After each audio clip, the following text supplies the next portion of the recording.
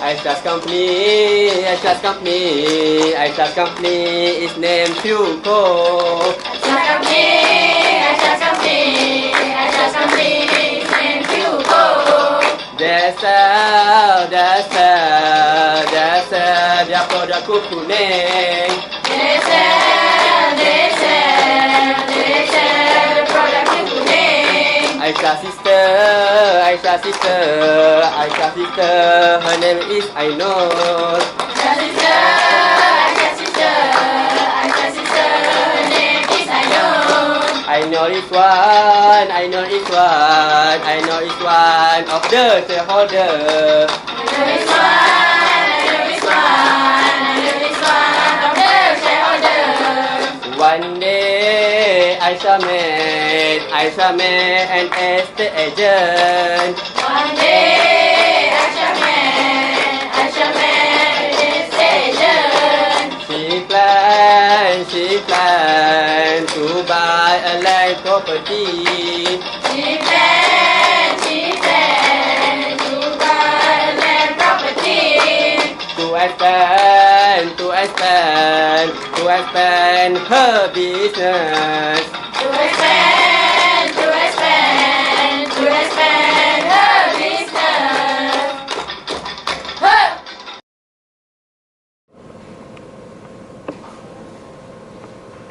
Oh, hi.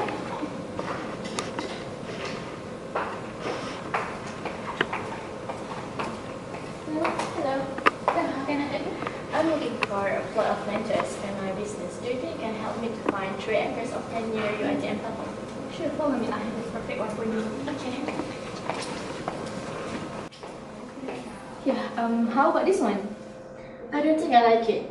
It's not suitable for my business, I think, because yeah, I don't like it. Sorry. Okay, never mind then. Let's move on to the next one. Okay, nice. So, I think this land is perfect for you. So, what do you This one? think? Yeah, this one. What do you think? Oh wow, I like it. The land, the condition of the land is very good, and the location is very strategic too, which I think is very good for your business. I love it. I'll take it. Okay then, let's get the document ready. Okay, let's.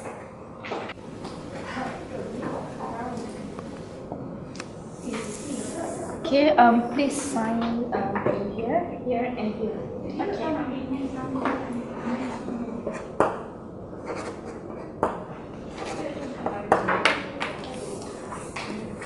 Okay. Okay, thank you. Then everything is settled then. The land is yours. Thank you.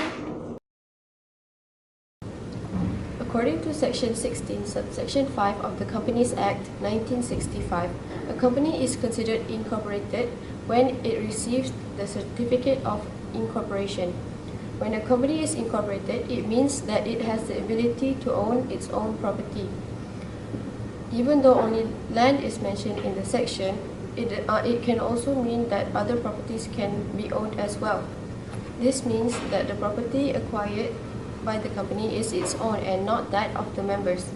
Even if a person holds all the shares in the company, he does not own the company, nor does he have any legal or equitable interest therein.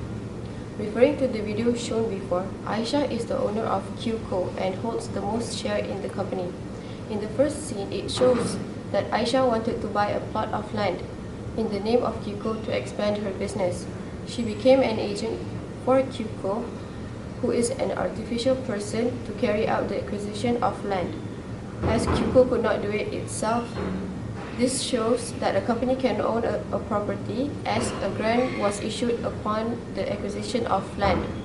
Aisha has no right to claim it as hers, as she and the company are two separate entities, even though she holds the most shares among the members in the company.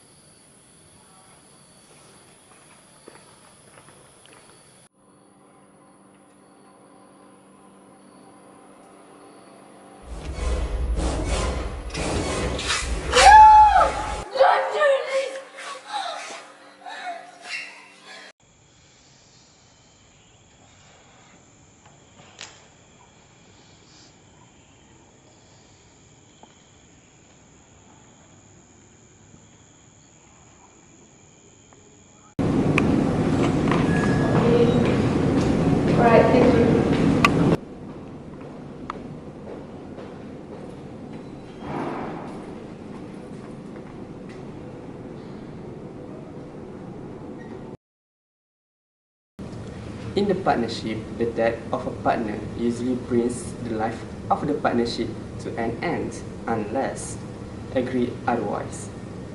The situation is different with a company. The continuous life of the company is said to be perpetual successions.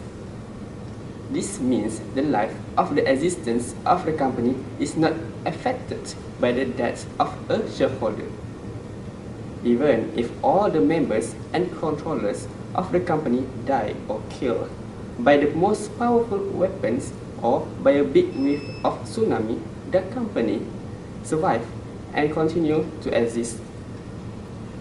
This is also due to the fact that the company and its members are two separate entities. Therefore, if the member dies or members die, only him or them is or are to be burnt, not the company as well. The life of the company only ends when it is properly word up or struck off the register. In the case of Aisha of the Q-Co company, whereby Aisha is one of the shareholders, even though she one of the most powerful person in the company, but then she passed away, the company still continue the operation as usual. The company not affected by the death of Aisha. Kok kenapa? In business they have up and down, up and down. In business they have up and down, up and down. A few months ago they had suffered loss. A few months ago they had suffered loss. In business they have up and down, up and down. In business they have up and down, up and down. Now it's time for them to shut down. Now it's time for them to shut down.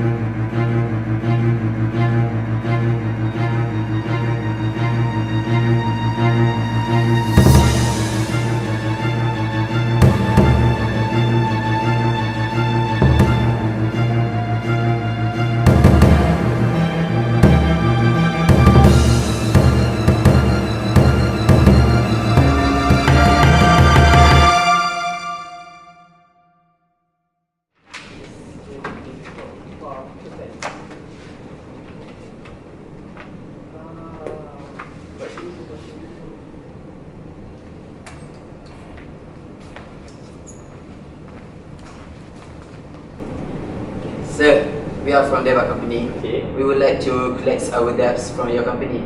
Here is the document about your debts.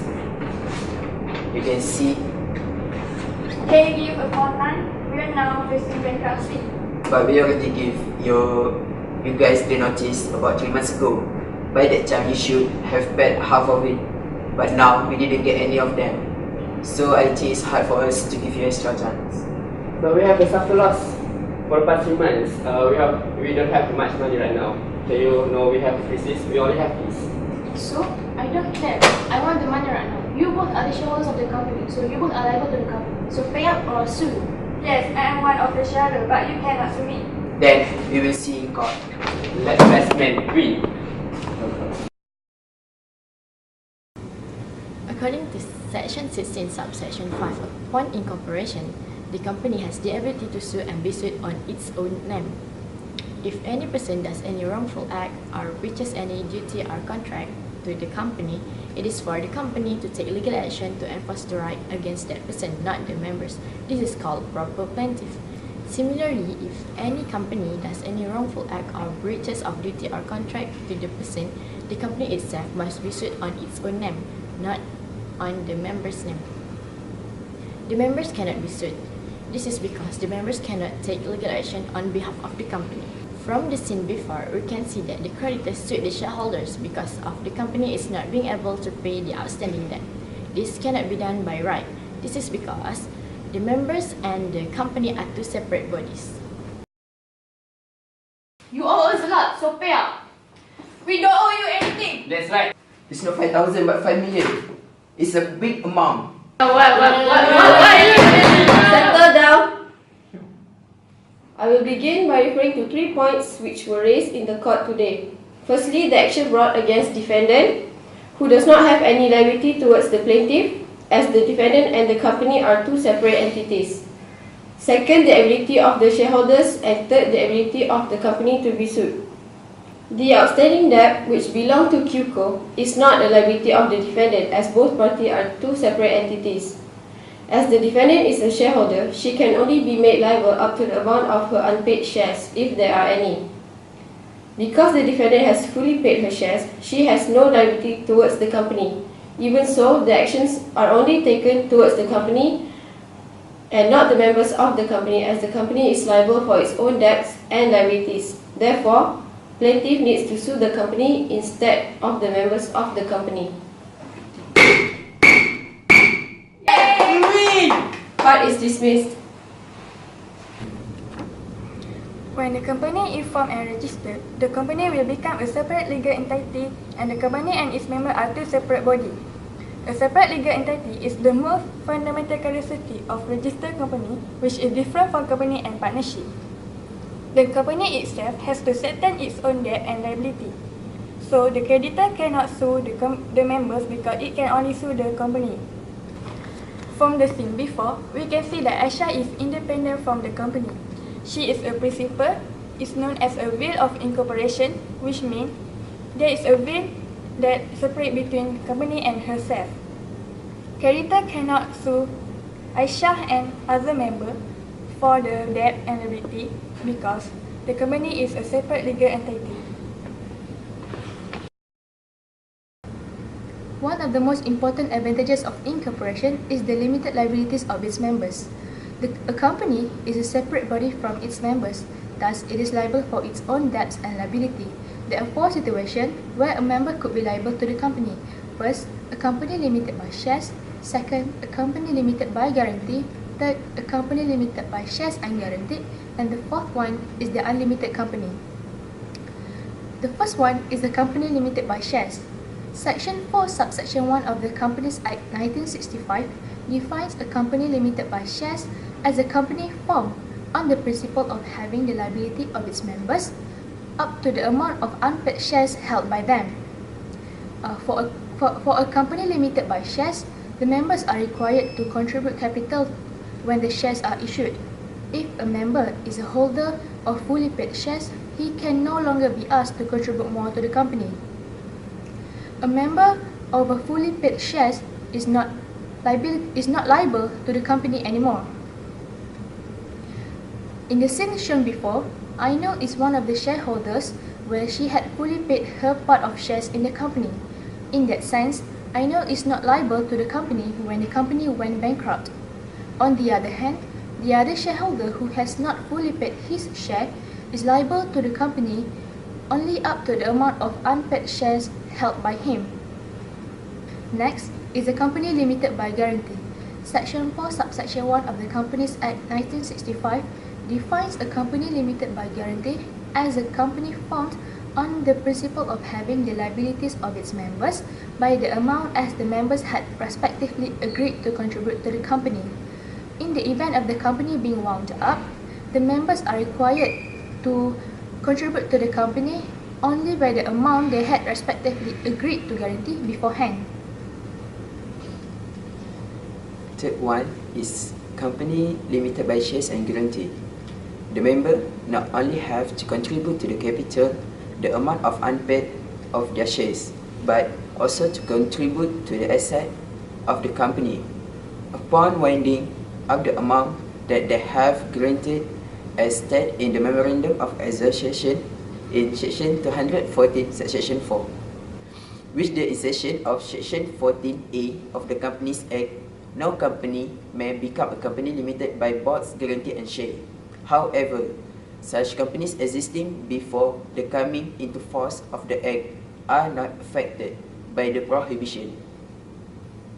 Lastly, the unlimited company. It was defined under Section 4, Section 1 as a company formed on the principle of having no limit placed on the liability of its members. Upon winding up, the members of the company are liable for the debts of the company without limit if the company assets are not sufficient. A member can be asked to contribute without limit in settling the company's liabilities. This is, however, only when the company goes into winding liquidation.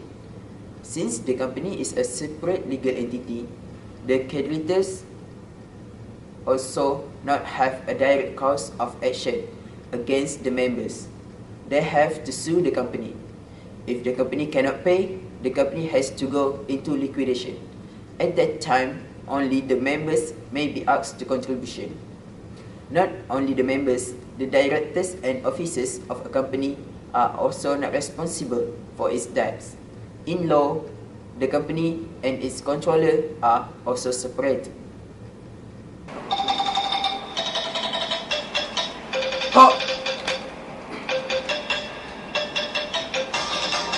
Thank you for watching our presentation. Thank you for watching our presentation.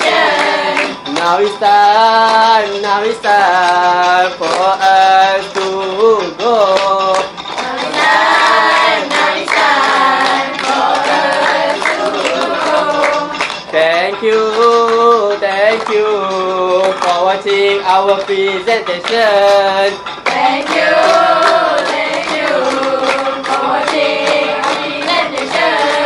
We hope you enjoy our Dikir Barat.